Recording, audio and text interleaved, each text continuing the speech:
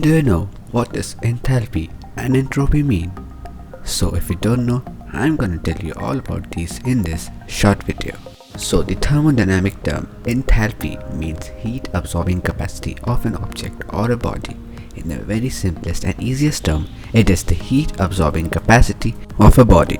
Enthalpy depends on some of the factors like the color of the body, whether the body is a black or it's a whitish color, surface of the body, whether it is rugged or polished. Rugged and black bodies have higher enthalpy.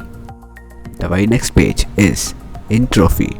Entropy is the heat losing capacity of a body or an object, and some of the factors which affects the entropy are the randomness. The most common factor is the randomness. The most common example for you all is increasing the randomness of the hot water in a bucket to cool it fastly, or to increasing the randomness means increasing the entropy of the hot water present inside the bucket. Thanks.